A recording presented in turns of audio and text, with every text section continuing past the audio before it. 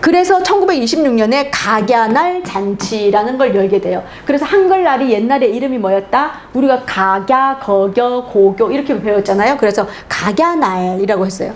이 하늘과 이 땅 위에 거듭 퍼진 한글의 빛, 이렇게 해가지고 신문에 이렇게 광고가 났습니다. 여기 보면 정음 반포 8회갑 기념식, 8회갑이니까 68, 48, 480주년 기념해가지고 이렇게 잔치를 하신 거죠.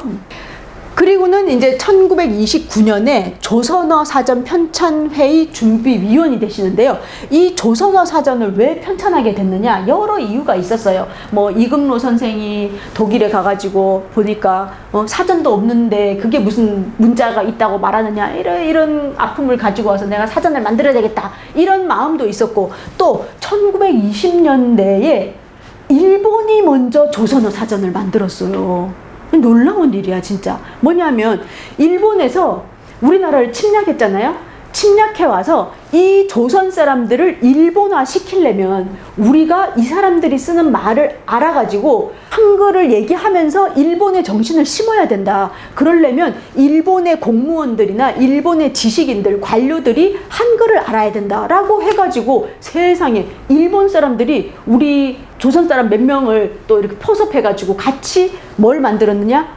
사전을 만들었어요. 그래서 이거에 이 조선어 학회 사람들이 다 충격을 받은 거야.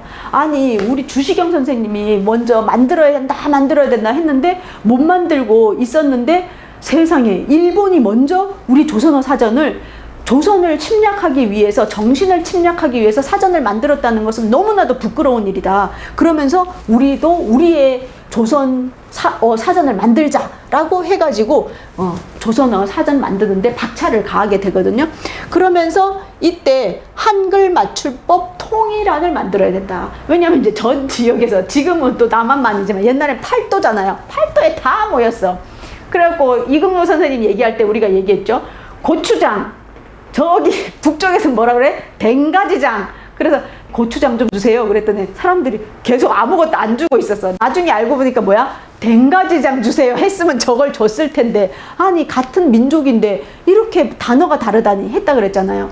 그래서 맞춤법 통일안을 하기 위해서 우리가 말모이 영화에도 보면 막 나오잖아요. 거기서 뭐라고 불러? 우리는 뭐라고 부르는디? 어쩐디? 막 이러면서 막 돌아가면서 얘기하잖아요. 그래서 마지막까지, 그럼 이것 중에 팔도에 있는 그 단어 중에 뭐를 표준어로 할 거냐? 손들어가지고 막 거수로 하고 이렇게 했잖아요. 그래서 서울, 경기권 몇 명, 각 지방에 비례해가지고, 인구 비례해서 몇 명, 이렇게 해가지고 한 교실에 모여가지고 하는데, 온양온천 있는데, 온양의 예배당, 기독교 예배당에 모여서 또 하고, 그 다음에 안국역에 있는 천도교 교당에 또 모여가지고 또 회의하고, 막 전국을 돌아다니면서 회의를 했어요. 근데 그때 재미있는 일화가 하나 적혀 있는데 뭐가 있느냐? 단어를 막 얘기하다가 이제 그 다음 단어가 딱 왔는데 강아지가 나온 거예요. 자, 강아지를 각 지역에서 뭐라고 부릅니까? 각 동네마다 막 다 다른 거야. 마지막에 딱 2개가 남았어. 뭐가 남았을 것 같아요? 강아지하고 이제 개 새끼하고 이렇게 남은 거예요. 그래가지고 자, 강아지 손 들어 보십시오. 강아지 10. 자, 개새끼 손 들어 보십시오. 개새끼 막 손을 든 거예요. 몇 명. 그때 누가 한 명이 저 그 장 선생 강아지야? 개새끼야? 그랬더니 저는 개새끼입니다. 이렇게 얘기했던 그런 일화가 있을 정도로 뭐예요? 각 지역마다 어떤 거를 하느냐. 그래서 표준어가 뭐가 됐죠? 강아지가 됐죠. 근데 그걸 하는데 그 순간 다들 조금 웃긴데 가만히 참고 있었는데 마지막에 저는 개새끼입니다. 그 얘기에 빵 터졌다라는 그런 일화가 있더라고요. 지금 같으면 줌으로 하면 되는데, 그쵸? 그때는 교통도 불편하고 먹고 사는 일이 바빠 죽겠고 또 이런 일을 숨어서 하는데 모여가지고 그 어려운 속에서 했단 말이에요. 그러면서 이 사전을 편찬하는 이유가 무엇인가 라는 이야기를 할 때 2가지 이야기가 쓰여져 있어요. 첫 번째, 이 사전을 만들므로 해서 우리가 고유한 언어와 고유한 문자를 가지고 있는 민족임을 밝힐 수 있다. 그리고 또 하나, 일본인과는 완전히 다른 민족임을 알릴 수 있다. 서양 사람들이 보면 다 똑같이 생겼잖아요. 그러다 보니까 뭐 그 사람이 그 사람 아니야, 아예 그냥 살지 뭐 이랬는데, 그게 아니고 봐라, 문자가 완전히 다르다. 사전을 딱 냈을 때 일본인과 구분되는 다른 민족임을 알 수 있게 하는 것이 바로 이 사전 편찬의 또 다른 의미다라고 이야기를 하고 있습니다. 그런 것 같죠. 그러고는 또 이 최연배 선생님과 관련돼서 뭐가 있느냐면 맥쿰 라이샤워 표기법, 맥쿰 라이샤워 표기법이라고 있어요. 이게 뭐냐면 외래어 표기법이에요. 지금 우리가 김치 하면 KIMCH 뭐 이렇게 쭉 하잖아요. 그것처럼 김치, 뭐 태권도 뭐 이렇게 쓰는 거, 태는 T를 한다 이런 표시한다는 거를 표현하는 외국어 표기법이 맥쿰이라는 학자와 라이샤워라는 학자가 이야기해서 맥쿰 라이샤워 표기법인데요. 이때 누가 같이 했냐 하면 최연배 선생, 정인섭 선생, 김선기 선생님이 하셨어요. 그래서 각 이름의 앞자를 따서 CCK 표기법이라고도 불린다고 합니다. 그 정도로 이 최연배 선생님은 우리의 글을 전 세계에 알리고 하는데 이 외래어 표기하는데도 관여를 하셨어요. 그래서 이게 나중에 해방이 된 이후에 1948년 우리나라 최초의 정부 공인 로마자 표기법이 돼요. 그리고 그 이후에도 지금까지도 이어져 옵니다. 이 맥쿰 라이샤워 표기법은 지금은 없는데 이 반달표 이런 거 있죠. 반달표 그다음에 뭐 어포스트로피 같은 거 이런 거 있었잖아요. 지금은 없어졌는데 그런 표기법들을 이후에도 썼습니다. 근데 이거에 대해서 최연배 선생님이 쓰신 글은 한글을 로마자로 적는 법이라고 해가지고 외래어 표기법을 쓰셨어요. 그리고 또 이런 말이죠. 들어온 말 적기법. 뭐예요? 들어온 말 적기법. 되게 쉽죠? 이 말이. 들어온 말 적기법. 네. 그렇게 이제 하는 이런 활동도 하셨다는 걸 알 수가 있습니다.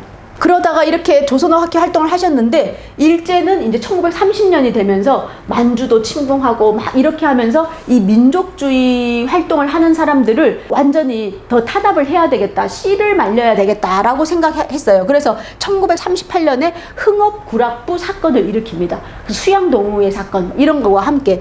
그래서 민족주의 계열 인사를 탄압을 이제 하게 되거든요. 그래서 이때 서대문 형무소에 최연배 선생님도 갇히시게 돼요. 그래서 이때 이 즈음 해가지고 도산 안창호 선생님도 서대문 형무소에 계시다가 그때 병을 얻으셔서 나중에 돌아가시게 되잖아요. 그렇듯이 이 최연배 선생님도 옥고를 치르세요. 그러고는 연희전문학교 교수직에서 이제 파직을 당하게 됩니다. 그러면서 하루아침에 이제 무직이 된 거예요. 그러면은 걱정스럽고 사실 나중에 45년에 해방이 됐으니 망정이지 이제 나라에서도 버림받고 나라에서 자기를 이렇게 감옥에 가두고 학교에서도 버림받고 직업도 없어지고 이런 어려움에 속했을 때 이 선생님은 어떻게 했냐? 그런 환란을 이렇게 주저앉은 게 아니라 그 시간을 어디다 활용하셨냐? 내가 책을 써야 되겠다 이렇게 생각을 하셨어요. 그래서 이 글에 보면 뭐라고 나와 있냐면 이 당시에 만주 침공을 한다 뭐다 해서 전쟁 비행기가 날아가고 이러는 소식을 많이 들었다. 그리고 저기 전 세계적으로도 유럽에서도 전쟁이 많이 일어나고 전 세계가 전쟁통에 빠져 있었는데 언제 이런 폭격이 내 머리 위에도 쏟아져서 이렇게 어렵게 조선어 말도 모아놓고 이렇게 맞춤법 통일안도 해놓고 그동안에 우리 조선어 학회에서 활동해왔던 이 많은 것들이 하루아침에 폭탄에 의해서 사라질지도 모른다라는 위기감을 느꼈다. 그래서 이러한 활동들을 내가 기록을 빨리 남겨서 후대에 알려줘야 되겠다라고 생각했다. 그러기에 직장을 잃은 것은 오히려 적기일 수 있다. 그래서 한글갈 저술에 매진하게 되십니다. 이 한글갈이라는 책도 최연배 선생님의 그 3대 저작 중에 하나인 그 책을 저술하시게 돼요.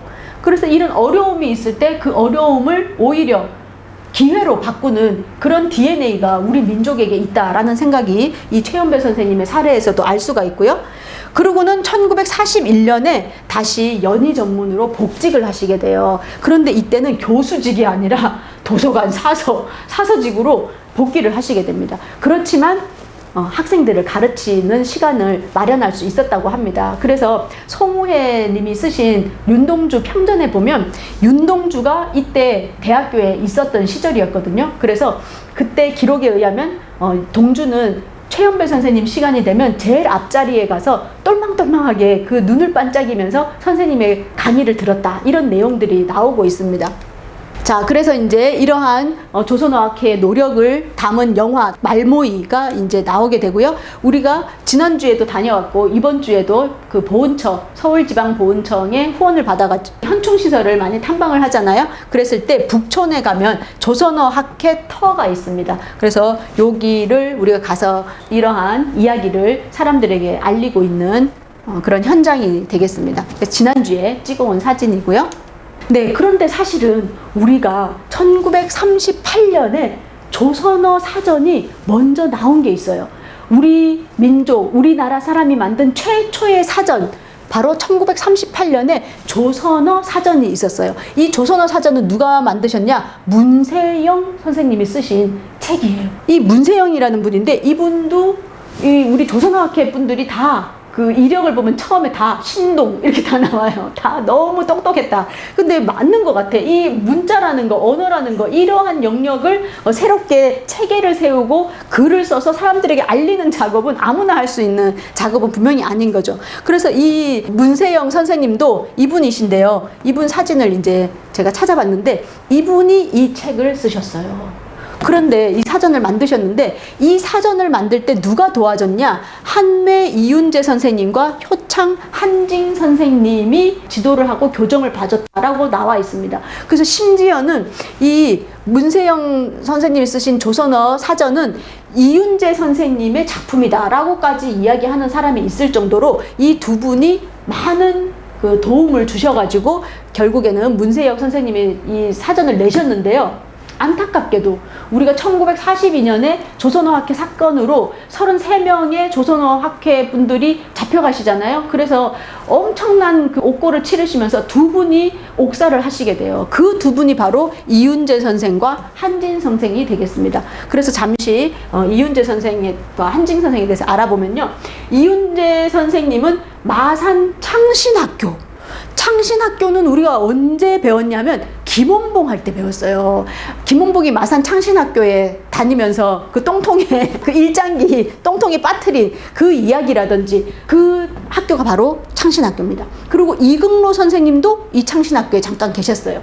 그리고 이분은 북경대학교에서 공부를 하셨어요. 그러니까 공부에 대한 열정도 있었고 머리도 아주 좋으셨죠. 그 중국에 가가지고 중국말로 된 그 대학교를 다니셨다니까요. 그래서 북경대 사학과를 나오시고 이때 누구와 교류했느냐? 신채호 선생님과 교류를 하게 됩니다. 그래서 단재 신채호 선생님의 영향을 많이 받아가지고 나중에는 다시 국내로 들어올 때 신채호 선생님이 오산학교에 가서 그 민족교육을 해라라는 제안을 받아서 오산학교에 가서 교사를 하시게 되고요. 이때 이승훈, 그 다음에 안창호 이런 분들을 또 만나게 됩니다. 그리고 중국에 계실 때 이제 김두봉 선생님을 중국의 상해에 김두봉 선생님이 있을 때 이윤재 선생님이 찾아가서 조선어학회 일에 대해서 이야기를 나누는 대목들도 나오고요.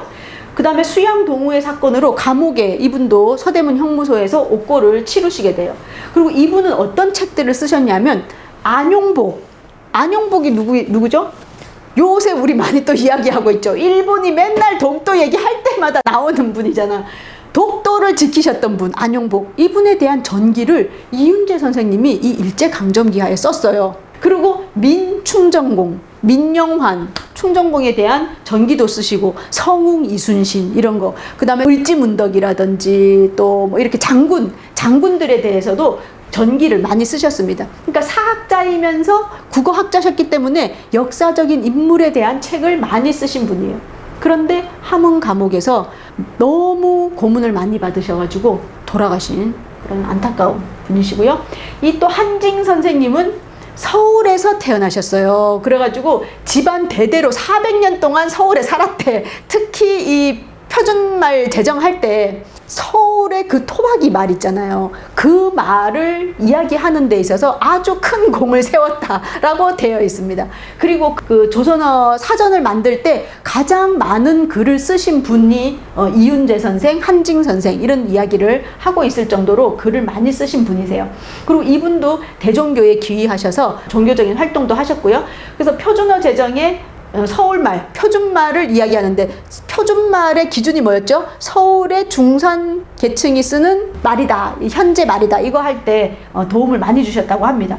그리고 특히 이분이 쓰신 책 중에는 조선말 지명이라는 책이 있어요. 그래서 주로 서울에 있는 동네 지명을 따가지고 이현, 이건 배옥에, 또 이동, 진고개 이런 거 있죠. 그 다음에 살고지다리 이런 말, 우리의 아름다운 말로 다 바꾸는데 앞장서신 분이 바로 이 한징 선생님이세요. 그래서 우리가 배옥계라든지 진고계 이야기할 때 기억해야 될 분이 이 한징 선생님이다. 이분도 함흥 감옥에 가셔가지고 물고문, 그래서 이 대목 있잖아요.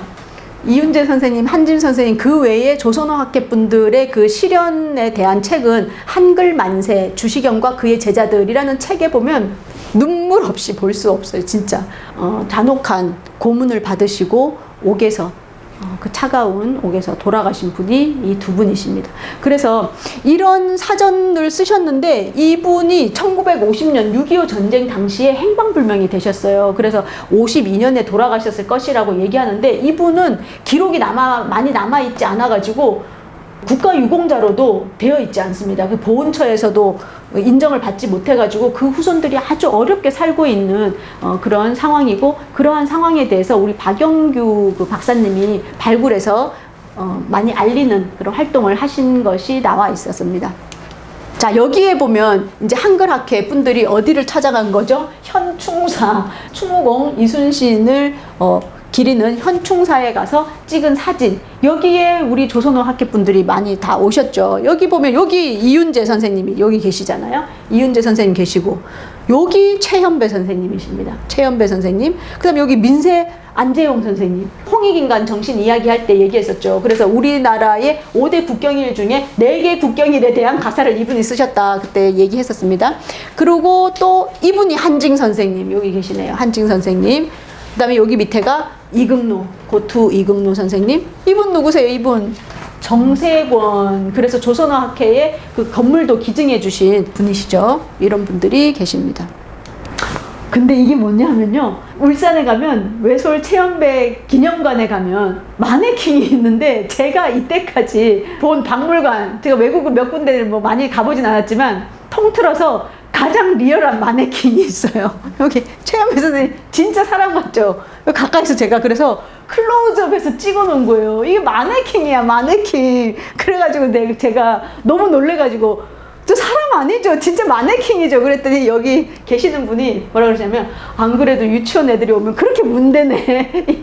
보고 진짜 사람이냐고 그러면서 서대문 감옥에 갇히신 모습, 그리고 나중에 조선어학회 사건으로 함흥 감옥에서 고생하신 그 내용을 여기다가 써놨습니다. 그래서 이 감옥에 계셨던 그 내용이 이 김상묵 선생님이 쓰신 외솔 최연배 평전 이 책에도 나와 있어요.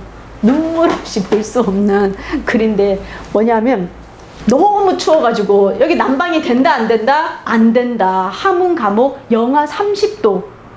그래서 손가락 발가락이 막 잘려나가고 그 고통받는데 계속 진술서를 쓰게 하는 거예요. 원하는 진술서가 나올 때까지. 근데 이분들이 다 뭐예요? 다 학자야. 그리고 어릴 때부터 날고 기는 신동이었어. 유학까지 갔다 온 최고의 엘리트였어. 점잖하고. 근데 갔는데 뺨을 맞는 거는 무지기수였고, 그 강목으로 너무 맞아가지고 온 몸이 그 피 터진 게 내 몸을 다 적시고 그 강목들이 다 부서져 날아갔다. 최연배 선생님 그렇게 써놨어요.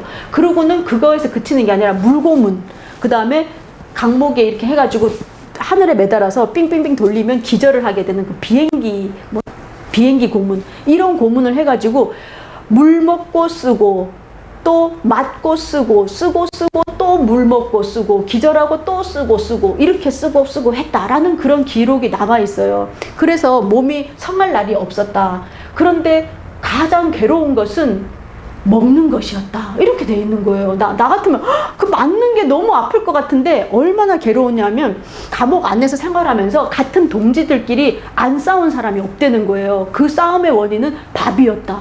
밥을 누가 더 많이 먹느냐, 누구를 더 많이 줬느냐, 이것 때문에 인간 본성이 나타나 버린다, 이러면서 그 콩밥을 너무 조금 주는데 그 밥을 100번 넘게 씹어야 되는데 보자마자 너무 배고파서 꿀떡꿀떡해서 1분 만에 다 먹어 치우면 이게 허기가 져서 못 산다는 거예요. 근데 그걸 한 입 먹어서 100번을 넘게 씹어야 된다는 거예요. 100번을 넘게 씹어서 시간을 오래 늘려야 되는데 가장 오래 늘린 사람은 이희승 선생이었다. 이렇게 나와 있어. 그러면서 옆방에서 이희승 선생이 계속 밥 먹는 소리가 나서 도대체 나는 160번을 씹었는데 이희승 선생은 몇 번을 씹어서 넘기길래 저렇게 오래 밥을 먹나 궁금하였다.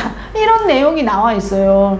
그러면서 뭐라고 돼 있냐면 나중에 겨우 이제 바깥에서 썩은 사과, 썩어가지고 버리는 사과를 감옥에 들여오는 걸 허락을 해줘가지고 가까스로 절반이 넘게 썩은 그 사과를 이제 맛봤는데 꿀맛이었다. 사과에 그 꼭지며 씨며 안에 딱딱한 것까지 다 먹어치웠대요. 그러면서 사과 씨의 맛이 얼마나 향긋한지 모를 것이다. 그런 내용이 나와 있어요. 내가 지금 웃으면서 얘기하지만 그 부분 있는데 진짜 눈시울이 붉어지는 거야. 이렇게 민족을 위해서 얘기하고 철학을 이야기하고 민족과 사상과 뭐 고구려의 뭐 막 이런 이야기를 하시던 분이 뭐예요? 기껏해야 그 밥 한 톨이 옆에 동지한테 더 갔다고 마음이 상해가지고 그러고 있는 나 자신을 봤을 때 얼마나 자괴감이 들었을까. 그 생각을 하면 정말 그 법정에 처음으로 재판을 받으러 가거든요. 재판을 받으러 가서 피고인들 할 말 있으면 하세요 했는데 제일 첫 마디가 밥을 많이 주시오 이랬대잖아. 얼마나 자존심 상해. 막 이 나쁜 놈들아 막 이런 멋진 말을 해야 되는데 첫 마디가 밥을 더 주시오 이렇게 얘기를 했다는 거예요. 나는 그 말을 했을 이 분들의 그 처절함 이런 생각을 하니까 너무 가슴이 아프더라고요. 그 어려운 시간을 보내시면서 최고의 세계의 저작물이죠. 1930년대 조선민족갱생의 도, 그리고 한글 갈, 이게 이제 정음학이죠. 갈이라는 게 학문이란 뜻이에요. 뭐예요? 갈고 닦는다 할 때 그 갈이래. 그게 바로 학문이라는 거야. 그래서 한글 갈, 정음학이죠. 그래서 이거는 정성 정음사. 정음사는 이 최연배 선생님이 1928년에 이 책을 내려다 보니까 출판사가 없어. 그래서 그냥 내 집에서 정음사라고 이름을 지었어. 그게 이 출판사의 시작이에요. 1928년. 그리고 이후에 아들이 이제 이 정음사를 하게 됩니다. 그래서 그 이후로 쭉 후손들이 해오시다가 지금은 이제 판권이 다른 분한테 넘어갔는데 그 정음사예요. 그래서 대부분의 최연배 선생님의 책은 다 정음사에서 나왔고 요 돌 있죠. 돌 이게 뭐 비석의 사진인가 그렇다 그러더라고요. 요 돌로 포장이 다 똑같아. 포장지가 똑같아. 이 이름만 다르고. 그리고 우리말본이라 그래서 국문학 논문으로는 엄청 많은 이거. 그리고 이제 우리 민족에 대한 이야기 이렇게 책을 했습니다. 그래서 이러한 책들을 쓰시면서 그동안에는 이제 되게 분석적으로 이 한글을 이야기를 했다면 이제는 그걸 종합적인 시각에서 보는 학문으로 넘어가는 활동을 하셨던 분이 되겠습니다. 그래서 이제 이 한글갈이라는 책에 보면 한글에 대한 모든 지식을 내가 다 써놔야 되겠다. 이래가지고 제일 처음에 보세요. 한글갈별이 해서 첫째 매 역사편, 첫째 가름 훈민정음의 창제. 그래서 훈민정음의 창제, 첫째 조각. 우리는 뭐예요? 제1장, 1편, 뭐 이렇게 쭉쭉 나가잖아요. 근데 이거는 가름, 조각 이렇게 해가지고 훈민정음에 대한 이야기부터 시작해서 이 한글을 지키기 위한 노력이라든지 이러한 얘기를 쫙 한글에 대한 정말 모든 이야기를 엮은 책이 한글갈이라는 책이 되겠습니다. 네, 이거는 이제 윤동주 평전에 보면 이게 나와 있어요. 그래서 이분은 이양하 선생님. 윤동주가 왜 그 하늘과 바람과 별과 시를 짓고 나서 제일 먼저 달려간 게 이양하 선생님께 한 권을 드리고 그 다음에 정병욱 같은 자취방을 쓰던 후배 정병욱에게 그걸 전해주죠. 그 이양하 선생님입니다. 국문학 교수님. 이 중에 이제 윤동주가 있는 거죠. 그래서 연세대학교의 모습이 되겠습니다. 자, 이렇게 이제 하시고는 1940년에 민족 말살 정책, 그리고 1941년에 태평양 전쟁이 일어나면서 이때 지식인들을 대부분 위협하고 이렇게 일본에 순응하지 않으면 잡아가서 탄압하고 이러다 보니까 이때 대부분의 지식인들, 또 또 민족주의자들 이런 사람들이 변절을 많이 하게 됩니다. 그래서 남아있는 그 제대로 된 그 정신을 가지고 남아있는 사람이 없었다는 거예요. 그래서 우리가 왜 국문학사 공부하다 보면 너무 안타깝잖아. 이 사람도 나중에 변절했어. 이 사람도 다 변절했어. 막 이광수, 뭐 최남선, 뭐 다 너무 안타깝잖아요. 이때야, 이때 1940년대. 근데 너무 놀랍게도 보니까 변절 안 하는 지식인 집단이 있어. 딱 보니까 하나야. 뭐야? 조선어 학회 사람들이야. 보니까 이 뭐지? 뒤에 보니까 이 대종교 이 정신으로 무장된 이 사람들이 있는 거예요. 그래서 조선어 학회 사건을 조작을 해가지고 이때 한글학자, 대종교 지도자 다 검거를 해가고 대종교 지도자 중에 10분은 그 액하 감옥, 중국의 액하 감옥에서 고문받아서 돌아가시게 되고 한글학자, 아까 이윤재, 한진 이분들도 돌아가시게 되는 그런 우리는 조선학회 사건이라기도 하고 대종교에서는 이모교변이라고 이야기하는 그 끔찍한 일이 일어나게 됩니다. 그런데 이때 감옥 안에서 최연배 선생님이 제가 아까 말씀드렸죠. 그 고통받는 속에서 뭐를 하셨느냐? 거기서도 연구를 하셨어요. 무슨 연구를 하셨냐? 보면 붓도 없고 글도 쓸 종이도 없었다. 그래서 어떻게 하냐면 이불을 있죠. 이불에다가 쓰면서 내가 그때 가로쓰기를 그 감옥 안에서 그 구상을 다 했다는 거예요. 그리고 손목에 이렇게 팔에다가 몸에다가 그림을 그리면서 내가 완성을 했다는 거예요. 그러다가 어느 날 종이가 없으니까 이 새끼줄 있잖아요. 새끼줄 그거를 갖다 놓고 어떻게 했냐면 옆에서 들어보니 우리 동지가 한두 명씩 죽어나갔다는 소식을 들었다. 그렇기 때문에 나는 오늘 아침은 눈을 떴어도 저녁을 보장받을 수 없는 이 감옥 생활에서 내가 죽으면 지금 내가 생각했던 이 가로쓰기라든지 이 한글을 누구에게인가 전해야 되는데 누구에게 전할까 그랬는데 감옥에 어느 날 보니까 동지 말고 두 젊은이가 같이 방에서 생활하게 된 거예요. 그래갖고 그 두 젊은이한테 한글을 가르쳤다는 거 아니에요. 그것도 가로쓰기로. 진짜 교육자야, 교육자. 감옥이 학교라고. 그래가지고 그 새끼줄을 꼬아가지고 이렇게 늘려놓고 가로로 쓰는 그 높이를 맞춰가면서 가로쓰기를 가르쳤다는 거예요. 그러다가 간수한테 들킨 거야. 그러니까 이제 최연배 선생님이 영어를 가르쳐주고 있었다. 이래가지고 가까스로 넘겼다. 그러면서 그 젊은이는 나보다 빨리 석방이 될 사람들이었기 때문에 열심히 가르쳐주었다. 이렇게 돼 있어요. 가로쓰기를 어디서 하셨다고? 이 감옥 속에서도 굴하지 않고 하셨다는 거죠. 반성해야 돼. 우리는 지금 이 좋은 데서 공부 안 하고 말이지. 그쵸? 그래서 옥중에서 가로쓰기를 연구하고 그 죄수 2명한테 한글 교육을 시키신 정말 어디서나 교육자였다라는 것을 알 수가 있습니다. 그래서 여기 보시면 여기 가운데 이분들이 뭐냐면 그 조선학회 사건에서 감옥에서 나오고 나서 찍은 그 사진이에요. 그래서 여기 가운데 최연배 선생님, 여기 민세 안재홍 선생님 계시네요. 여기 정세권 이런 분들 같이 계십니다. 여기 정열모 선생님이신 것 같아요. 자, 그래서 조선어학회 순환의 얼굴들 애산 이인 선생님, 이분 변호사예요. 일본에 가서 공부해가지고 변호사가 돼가지고 이분이 맡은 변호 사건을 보면 우리나라 독립운동사가 다 들어있어. 의열단 사건 있죠. 의열단들 다 변호했어. 60만세 운동 다 변호했어. 또 수양 동호회 사건 다 변호했어. 하여튼 우리나라 독립과 관련된 거를 이분이 다 변호했어요. 그리고는 조선어 학회에 돈도 내줬어. 그래갖고 잡혀갔어, 이분.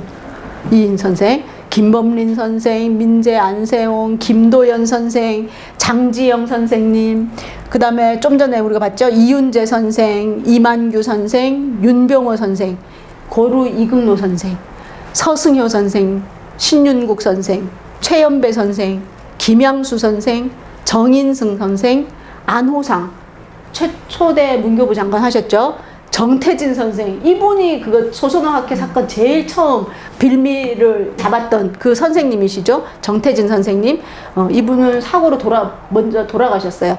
그리고 서민호 선생, 노산 이은산 선생, 이분만 좀 빼고 나중에 좀 너무 정치적으로 가셔가지고 우리가 그런데 이분 이때까지만 해도 독립운동 하셨고, 그 다음에 이중화 선생, 한징 선생, 옥중 돌아가신 권덕규 선생. 권덕규 선생님은 술을 또 엄청 좋아하셨어. 근데 또 천재야. 그리고 또 역사학자셨어요. 그래가지고 고구려 역사에 대한 책을 또 엄청 쓰신 분이세요. 이강래 선생, 이유식 선생. 이유식 선생은 뭐 할 때 나오냐면 이금로 선생님 할 때 뻑하면 돈이 없어. 그럼 누구한테 가? 이유식 선생한테 가서. 그럼 이유식 선생이 또 돈 없는데 이러면서 이제 돈 다 마련해가지고 주신 분이 이유식 선생님이세요. 가람 이병리 선생. 우리 시조 시인으로 우리 엄청 공부 많이 했잖아요. 근데 그 이전에 이렇게 조선학회 활동을 많이 하셨고 나중에 다 변절했다 그랬잖아요. 이병기 선생의 글에서는 친일의 친자도 없었다. 이렇게 하신 글이 남아있어요. 그 다음에 김윤경 선생님, 그 다음에 정열모 선생님, 우리가 아까 봤던 이희승 선생. 이희승 선생이 이제 그 사전도 쓰시고 서울대학교 국어학과에서 아주 유명하신 그 이희승 선생. 그리고 장현식 선생. 이분이 전라도 대지주의 아들이었어요. 그래갖고 조선어학회 사건 있을 때마다 사전 만들 때마다 돈 되신 분이에요. 근데 이분이 감옥에 가셔가지고 제일 끔찍해. 혀에 대못을 박아서 일본 놈들이 혀에 피가 제일 많잖아요. 혀에 못을 박아가지고 나중에 해방이 되고 나서 이게 발음을 못 하셨어요. 그리고 말더듬이가 되셨어. 그래서 사람들한테 놀림을 받았어요. 그 밀정 영화의 그 김시연 선생 좀 생각나죠. 김시연 의사도 그 고문 받다가 자기가 발설할 것 같아서 본인이 혀를 잘랐잖아요. 그것처럼 그런 이 만석군인데 얼마든지 자기가 더 일본에 보여가지고 잘 살 수 있었는데 이렇게 활동하시다가 그런 고초를 겪으신 분이세요. 정인섭 선생, 김선기 선생, 이성린 선생, 권승욱 선생. 우리가 이 많은 분들 덕분에 오늘 이 글을 우리가 쓸 수 있고 우리 민족의 자존심을 지킬 수 있었다는 거를 우리가 기억해야 될 것 같아가지고 제가 모든 분의 이름을 한번 같이 읽어봤습니다. 그래서 다음에 한글 만세라는 그 책을 보시면서 이분들의 사연 하나하나 보면서 정말 그러고 나면 이 한글이 있잖아요. 남달리 보여. 남달리 보여. 눈물 나는데. 그렇습니다. 정말 감사한 분들이 아닐 수가 없습니다. 그러고 나니까 이 한글이 목숨, 이게 최연배 선생님의 어떤 대표적인 그 최연배 선생님을 말하는 글이 한글이 목숨이잖아요. 이 말이 이제야 들어오는 거야. 뭐 굳이 목숨까지 이렇게 얘기할 수 있는데 이제 요 앞에까지 그런 조선어학회 사건의 그 어려움을 들고 나면 정말 목숨으로 지킨 글이구나 하는 걸 알 수 있어요. 근데 제가 이거 조남호 교수님하고 같이 울산 이 외솔 기념관을 갔었거든요. 그래서 옛날에는 항상 요것만 이렇게 나오니까 요것만 봤어요. 그래서 이 진정한 의미를 몰랐어. 이게 뭐냐 하면 이 글이 그 금서집이라고 하는 서울에 아주 유명한 식당이 있었대요. 근데 식당에 들어갈 때 방명록이 있었는데 그게 이 비단 금자예요. 그래서 방명록을 이렇게 써달라고 하는 그런 책자인데 총 80쪽짜리의 책에 이렇게 사인을 하고 들어가는 거야. 근데 그 80쪽에 다 한자야. 다 한자인데 단 4점이 한글. 그 다음에 영어 2점, 일어 2점. 이렇게 나머지는 다 한문이에요. 근데 여기에 딱 옆에 보시면 이게 베리타스예요. 베리타스 룩스메아. 뭔지 아세요? 그 서울대학교 교표에 보면 진리는 나의 빛 있죠. 이 베리타스가 진리잖아. 이게 딱 사인을 한 거야. 뭐야? 나 서울대 다니거든? 뭐 이거 있죠. 그래갖고 이거 라틴어로 이렇게 딱 쓴 거야. 잘난 척 하는 거지, 지식인이. 들어가면서. 여기만 썼어. 그 다음 페이지에 딱 최연배 선생님 뭐라고 썼어? 이런 베리타스 같은 소리 하네. 이러면서 한글이 목숨 최연배 쓰시는 거예요. 네, 그래서 이거와 비교를 딱 해보니까 느낌이 팍 오는 거야. 그 정도의 그 마음을 가지고 계셨다는 것을 알 수가 있습니다. 자, 그렇게 해가지고 이제 해방을 맞았어요. 그런데 1945년 8월 17일에 잘못하면 사형이 준비되고 있었다는 거예요. 그래서 며칠만 더 늦었으면 정말 우리 다 죽었을 것이다. 왜냐면 이제 점점 전쟁에서 이제 패망이 가까워 온다는 걸 일본 사람들이 직감을 하고 그 감옥에 있는 사람들과 그 자료들을 불태우고 죽였잖아요. 그래서 그 윤동주도 일본에서 그 빨리 이제 죽음을 맞이하게 됐고 그 기록들이 없어졌는데 이때도 아슬아슬했다는 거예요. 그래서 8월 15일 날 해방이 되고 감옥에서 나온 날은 8월 17일 날 나오시게 됩니다. 그러면서 외솔 선생님 뭐라고 썼냐면 나는 까딱하면 죽을 목숨이었다. 그런데 운이 좋게도 살아남았으니 이후에 내 생은 보너스라고 생각하고 우리 민족에게 바치겠다. 이 앞에까지도 그렇게 하셨는데 또 나 이제 고생했으니까 나 그만할래 이렇게 해도 누가 뭐래? 근데 더 그렇게 하겠다 이렇게 하시면서 활동을 하셨어요. 근데 그때 뭐라고 돼 있냐면 8월 17일 날 제자들하고 가족들이 와가지고 이제 부축해서 이금모 선생은 걸을 수도 없었다 그러잖아요. 너무 고문을 많이 받아가지고 들것에 실려 나오고 이제 최현배 선생님도 부축을 받고 나와가지고 서울에 돌아오자마자 하룻밤 자고 그 다음날 바로 출근하셨대잖아요. 출근하셔가지고 왜 그랬냐? 미군정이 들어온 거예요. 미군정이 들어왔기 때문에 미군정이 들어오면서 뭐라고 포교하면서 들어왔냐면 공식 문서를 다 영어로 한다. 그래서 이 미군정 하에서의 공식 문서는 영어다 이렇게 했거든요. 그러니까 최현배 선생님과 이 조선어학회 사람들은 뭐야? 조선시대에는 그 한자 쓰느라고 우리말을 못해. 그리고 조금 이제 주시영 선생이 막 한글 붐 일으키고 이제 외국 선교사들이 들어와가지고 성경 막 만들고 이러면서 한글 붐이 좀 일어나려고 그랬는데 일제한테 나라를 뺏겨가지고 일본어 쓰게 돼. 우리나라 또 말 못해. 해방이 돼서 좋아라 했는데 뭐야? 미군정이 들어와가지고 뭐? 이번엔 영어가 공식 언어라고? 이렇게 된 거죠. 그러니까 조선어 학회 이분들이 누워있을 수가 없는 거야. 그래서 부축을 받으면서 나오셔가지고 바로 국어교과서 편찬위원회를 구성을 하시게 된 거예요. 이 미군정청에서 문교부 편수국장을 하시게 되는데요. 이 최현배 선생님은 해방과 동시에 많은 그 정치적인 그 혼란 속에서 서로 모시러 가려고 하는 사람들 많았잖아요. 그래서 독립운동가들이 다 정치를 많이 하시게 됐는데 이 조선어 학회분들은 그거 할 새가 없는 거예요. 왜? 우리 문자를 이제 겨우 찾나 했는데 다시 빼앗길 수도 있다라고 해가지고 이런 감투 쓰는 걸 엄청 싫어하셨는데 문교부 편수국장직을 맡으시면서 교과서를 만드는데 전념을 하시게 됩니다. 그러면서 보니까 뭐예요? 다 일본말을 쓰는 거예요. 왜냐하면 그때 보니까 교원 시험에서 일본어를 쓰지 않으면 탈락시켜. 교사가 못 돼.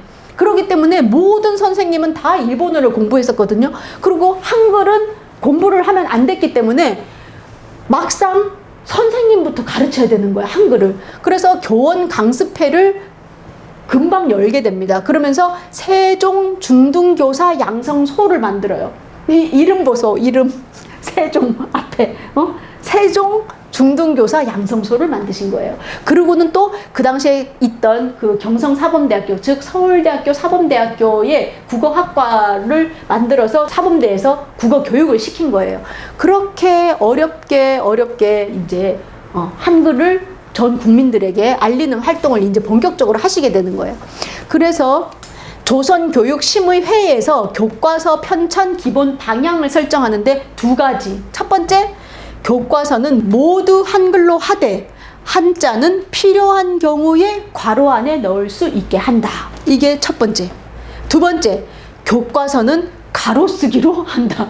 감옥에서 엄청 열심히 연습하셨잖아. 나오자마자 다 이걸 한 거예요. 근데 이게 또 바로 통과될 수 있었던 거는 뭐냐면 사실 이 국어학계에도 일본에 빌붙어가지고 막 했던 사람들도 있고 있잖아요. 그런데 이 해방이 되는 그 순간에 감옥에서 옥고를 치르고 이 핍박을 받다가 해방됐을 때 돌아오신 분들이잖아요. 이분들에 대한 정통성을 그 누구도 막을 수가 없었던 거예요. 그리고 미군정청에서 이 교과서를 필요로 할 때 굳이 이 사람들은 친일파를 쓰지 않았어.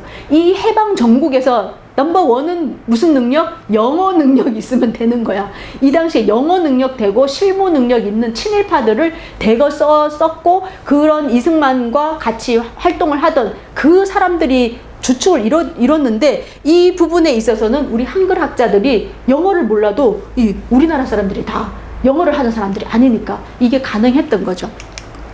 그래서 한글 첫걸음이라 그래서 조선어 학회에서 군정청에서 학무국에서 만든 책이고요. 또 초등 국어 교본이라 그래가지고 이거는 선생님들 지침서예요. 교사도 빨리 만들어야 됐고 또 국민들에게 공부도 시켜야 되는 이 일들을 해내신 분이 바로 최연배 선생님이 앞장서셨다는 것을 알 수가 있습니다. 그래서 또 이제 정음사에서 책을 냈죠. 최연배 중등말본. 이게 풀어쓰기 한 거예요. 가로쓰기, 풀어쓰기, 중등말본 이렇게 풀어쓴 거예요. 그러면서 이 짧은 시간 내에 1945년에서 1948년 그 군정 때만 내가 편수국장을 하겠다. 그래서 그 이후에는 그 문교부 차관 이런 거에 대한 제안도 들어왔는데 나는 하지 않겠다라고 하셨어요. 딱 그 3년 동안 활동하시면서 50여 권의 책을 교과서를 비롯해서 쓰시게 됩니다. 그러면서 이때 직경, 뭐죠? 지름, 반경, 반지름, 사사오입, 반올림, 그리고 능형이 마른 목걸이래요. 마른 목골. 그 다음에 수학 교과서 만들 때도 우리 조선어학회분 같이 붙여가지고 수학자랑 조선어학회분하고 같이 해서 이렇게 한글로 다 바꾼 거예요. 그리고 또 과학서적 쓰는데 조선어학회분 또 오셔가지고 뭐 화판이라고 일제 때 불러. 화판에는 꽃받침, 과학 시간에 꽃받침, 자해, 웅예, 암술, 수술 이런 거 지금 다 바뀌었잖아요. 그렇게 이름을 다 했어. 그리고 덧셈, 뺄셈, 짝수, 홀수도 이때 다 만들어진 것입니다. 또 하나는 음악 교과서를 만들 때 음악 교과서는 누구냐면 금난세 지휘자 알죠? 금난세의 아버지를 이제 그분도 학자셨다 그래요. 그래갖고 그분이 오셔가지고 지금 높은 음 자리표, 도돌이표, 뭐 낮은 음 자리표, 지금 다 그게 우리 순 한글이잖아요. 그렇게 만들었던 분이 최연배 선생님이 그런 분들을 다 모아가지고 만든 거예요.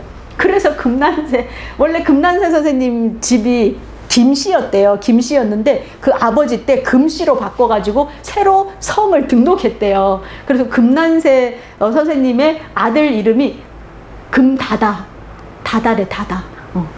그렇게 한글 이름. 그래서 우리나라 최초의 한글 이름 경연대회 1등 이름이 금난세의 아들 금다다. 제 이름도 송신혜잖아요. 신혜물 할 때 저도 한글 이름이거든요. 그래서 한글 이름에 대한 자부심 뿜뿜 하게 되는 그런 대목이었습니다. 그러고는 우리 국경일, 5대 국경일 중에 유일하게 나머지 다 그 민세 안재용 선생님이 쓰셨는데 한글날 노래는 이 최연배 선생님이 쓰셨죠. 그리고 나라사랑 노래라는 게 있어요. 나라사랑 노래 보면 아세아 밝은 동쪽 살기 좋은 땅 한배님 나라 세워 끼쳐주시니 배달의 결에 살림 단석이 굳다 이런 노래 가사를 쓰셨고요. 또 한글 노래는 우리가 잘 알죠. 강산도 빼어났다 배달의 나라 긴 역사 오랜 전도 지켜온 결에 거룩한 세종대왕 한글 표시니 세상을 밝혀주는 해가 돋았네. 한글은 우리의 자랑 문화의 터전 이 글로 이 나라의 힘을 기르자. 2절 볼수록 아름다운 스물 넉자 그 속에 모든 이치가 들어있다.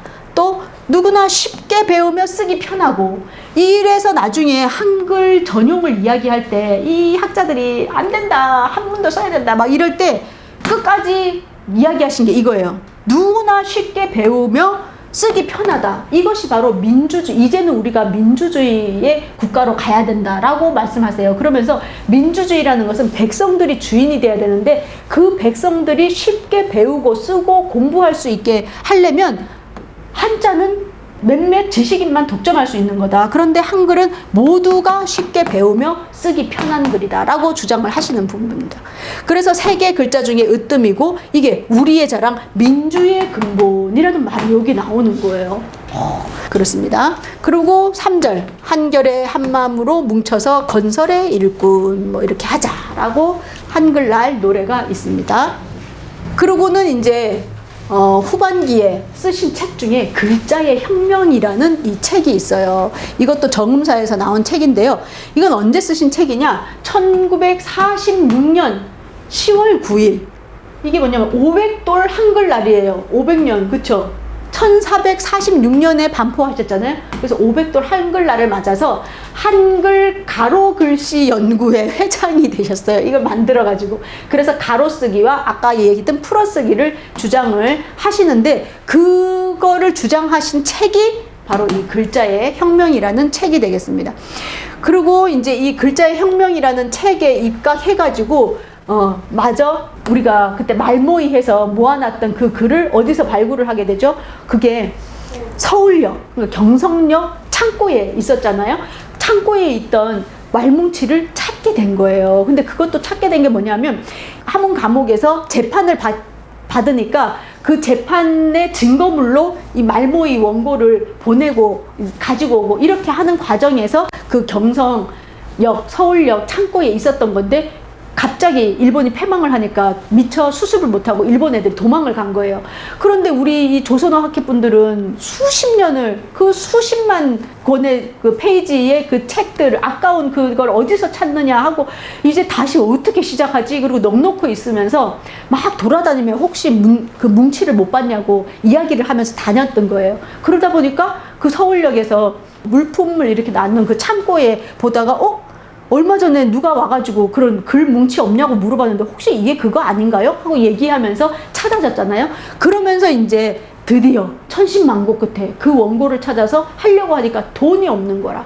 그런데 이 최연배 선생님이 그 당시에 미군정청과 교과서 편수위원 이런 걸 하고 있었기 때문에 미국의 록펠러 재단에 이 후원을 받을 수가 있게 된 거예요. 그래갖고 록펠러 재단에서 그 종이를 몇만 원어치를 그걸 후원을 해줬어. 그래가지고 좋아가지고 있었는데 누가 그걸 홀랑 다 훔쳐갔어. 그래가지고 두 번째 다시 그걸 또 이렇게 후원을 다시 해줬거든요. 그런 일이 있었습니다. 그래서 1947년에 1권을 내고 49년에 2권을 냈어. 3권까지 내고 4권 쓰고 있는데 뭐가 일어나요? 1950년 6월 25일 날 전쟁이 일어난 거예요. 그래가지고 이때까지 만들었던 거 다시 항아리에 넣어가지고 최연배 선생님 그 해화동 집에 땅에 파가지고 그 원고 묻어놓고 피난 갔다가 부산에서도 또 막 써가지고 또 그거 누구에게 또 어느 집에 맡기고 막 이러면서 드라마를 이때 막 엄청 쓰죠. 그러고는 나중에 전쟁이 끝난 다음에 1957년에야 완성을 해서 나온 게 뭐다? 큰 사전. 누가 지었어? 한글학회가 드디어 큰 사전이 나오게 됩니다. 의류문화사. 이 의류문화사의 의류는 뭐죠? 1945년 해방이 된 그 45년을 기린다 해서 의류년을 기념하는 의류문화사에서 내게 되는 거죠. 아무도 안 내려 그래. 이거 누가 사겠어? 이게 돈이 안 되니까 아무도 안 살려 그러는데 설득해가지고 이거는 돈 벌려고 하는 게 아니다. 이건 우리 민족의 자존심이다. 해방이 됐는데 우리 글 사전을 내겠다는 출판사가 하나도 없어서 되겠냐. 이렇게 해서 내게 됩니다. 자, 그러고는 이제 이 큰 사전의 문법 체계는 바로 이 최연배 선생님이 주시경 선생님으로부터 받았던 그 문법 체계에 바탕을 해서 만들었고요. 그리고는 한글 전용 촉진회 위원장을 하시고 한글의 기계화에 앞장서시게 되는데요. 이때 바로 우리말에 쓰인 글자의 잡기조사본을 완성을 해가지고 이제 발표를 하게 되고요. 또 뭘 만드시냐? 한글 타자기 자판 합리적 통일위원회를 만드셨어요. 길고도 길어라. 근데 이때 1945년에 해방이 되고 이금로 선생님도 나와가지고 이제 막 그 감옥에서 고문을 많이 받아서 아프셨잖아요. 그럴 때 의사를 만나잖아요. 어떤 의사를 만나냐? 공병우라는 의사를 만납니다. 그래서 최연배 선생님도 어떤 그 분이 공병우라는 안과 의사가 있는데 선생님 만나보십시오 해가지고 만나요. 그래서 만나서 해부학적인 이제 수학적인 논리적인 뭐 민족적인 이거 이제 다 플러스 거기다가 해부학적인 이론까지 더해가지고 사람은 세로 쓰기가 아니라 가로 쓰기가 우리 시각적으로도 더 편하다. 그것이 더 합리적이고 체계적이고 쉽다라고 해서 이 가로 쓰기를 더 발달을 시키죠. 그래서 공병우 선생님과 함께 한글의 기계화에 앞장서시면서 결국에는 공병우 타자기가 탄생하게 되는 겁니다. 그래서 공병우 타자기가 탄생을 했어. 근데 그 이후로도 이제 타자기가 막 나와가지고 뭐 3벌씩 뭐 4벌씩 막 이런 게 타자기가 각자 다른 거예요. 그런데 이걸 이제 통합해서 하나로 통일화할 필요가 있겠다라고 해서 이런 위원회를 만들어서 타자기를 만드셨어요. 그래서 이때 하시는 말씀이 아까 그 얘기예요. 컴퓨터. 나중에 컴퓨터가 될 거고 이제 이 그래픽 이런 것도 할 건데 그때 이렇게 가로쓰기, 특히 풀어쓰기가 중요하다라는 말씀을 하시게 됩니다. 여기 보면 초등학교 애들 수색 공민학교. 이거 우리는 뭐예요? 6.25 전쟁 났어도 전쟁통에도 공부를 시키는 민족.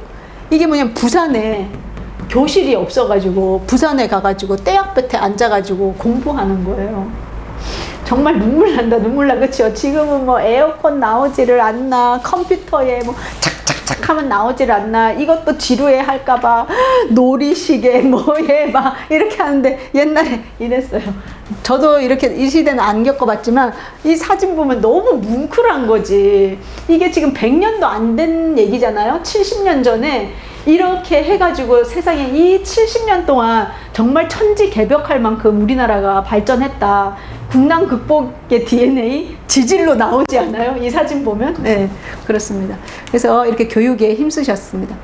그런데 이제 이때 무슨 일이 있었냐면 이승만 대통령이 한글 간소화 방안을 발표를 해버려요. 이게 뭐냐면 이승만 대통령은 이제 미국에서 공부하다 왔잖아요. 그러니까 우리 왜 시험 치는데 그냥 글씨 쓰는 거랑 발음 나는 대로 쓰는 거랑 이제 발음 기호처럼 쓰는 거랑 이게 두 가지가 좀 다르잖아요. 그래갖고 이거를 왜 그렇게 하느냐, 그냥 발음 나는 대로 써라. 그래갖고 예를 들면 믿고 믿어 이렇게 쓰지 말고 발음 나는 대로 그냥 믿고 믿어 이렇게 쓰고, 가치도 그냥 가치라고 써라 이렇게 하는 거예요. 이렇게 간소화 방안을 한 거야. 어떻게 보면 쉽다 할 수 있지만 뭐예요? 이렇게 되면 뭐가 되냐면 어근이 파괴되는 거예요. 어근. 이렇게 같이 하면 진짜 더 가치로운 할 때 가치인지 이 같이 할 때 가치인지 잘 모르잖아요. 믿어는 이게 믿는 건지 아니면 뭐 다른 건지 더 헷갈리는 거죠. 그래가지고 근데 이게 뭐냐 하면 옛날에 우리나라에 초창기에 그 선교사들이 와가지고 그 외국인들이 표기를 할 때 요런 식으로 했거든요. 그러니까 조선학회 분들이 뭐라 그러냐면 초창기 외국 선교사들이 성경 공부시킬 때 했던 그걸로 돌아가자는 거냐. 우리가 지금 40년 동안 이 맞춤법 통일안 해가지고 회의를 몇 번이나 하고 그 논쟁하느라고 막 그렇게 해가지고 겨우 만들어 놓은 이 문법을 하루아침에 미국에서 공부하던 사람이 와가지고 전혀 어떤 근거도 없이 이렇게 하라고 밀어붙이는 게 이게 말이 되냐 이래가지고 난리가 난 거예요. 그래갖고 최연배 선생님이 이때 전쟁통에 다시 편수국장을 맡게 되거든요. 51년에 그 당시에 이때 편수국장직을 사임하고 이승만하고 완전히 각을 세우는 거예요. 이때는 이승만한테 대들을 수 있는 사람이 별로 없었어요. 그랬는데 끝까지 하고 나중에는 어떻게 되냐면 기자들하고 그 공무원들을 다 모아가지고 연세대에 모아놓고 이게 하면 안 되는 이유 이래가지고 특강을 하는 그 사진이 있어요. 과학적이고 체계적인 그 이유를 쫙 설명을 하면서 하다가 2년 동안 이걸 하느라고 그 록펠러 재단에서는 뭐냐면 기부를 해주는 대신에 기부하는 단체가 속한 나라에서 반대하는 일에는 기부하지 않는다. 이게 명문화돼 있어. 그래가지고 록펠러 재단의 그 후원이 이때 끊겨버려요. 2년 동안. 그래갖고 나중에 이승만 대통령이 이거 그냥 하면 될 줄 알았더니 이렇게 많은 사람들이 반대해가지고 2년을 질질 끌다가 결국에는 이제 이승만 대통령이 두 손을 들게 되고 간소화 방안이 없던 걸로 돼버리는 거죠. 그러고 나서 이제 책이 더 나오게 되는 계기가 됩니다.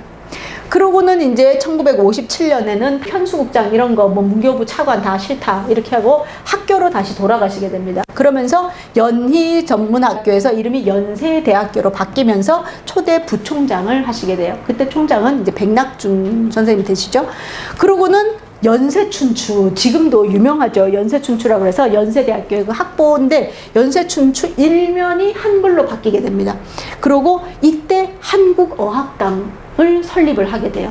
이게 이렇게 되고, 그 다음에 이때 세종대왕 기념사업회를 만드셔가지고 여기서 활동을 하시게 되고요. 1962년에는 한글기계화 연구소, 그리고는 우리말 존중의 근본 뜻이라든지 한글의 투쟁, 나라 사랑의 길, 나라 건지는 교육, 한글만 쓰기 이런 책들을 많이 출간을 하시면서 우리 민족이 앞으로 더 어떻게 살아나가야 될까라는 활동을 하시다가 1970년 77세의 일기로 타계를 하시게 되었습니다.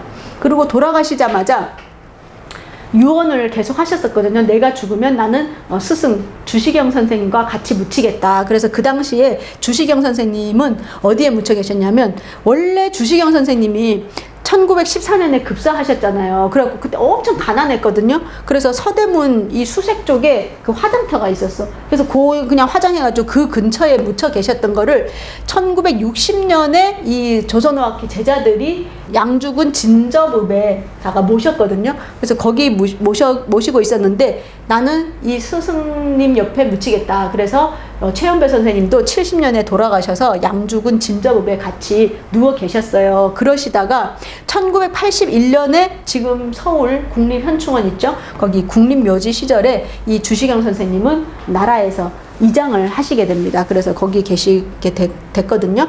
그런데 이 묘비는 그냥 덩그러니 거기 놓기가 뭐해서 어디다가 할까 하다가 2008년에 지금 세종대왕 기념관 있죠. 거기에 가시면 세종대왕 상도 있고 그 야외 전시실에 이렇게 있습니다.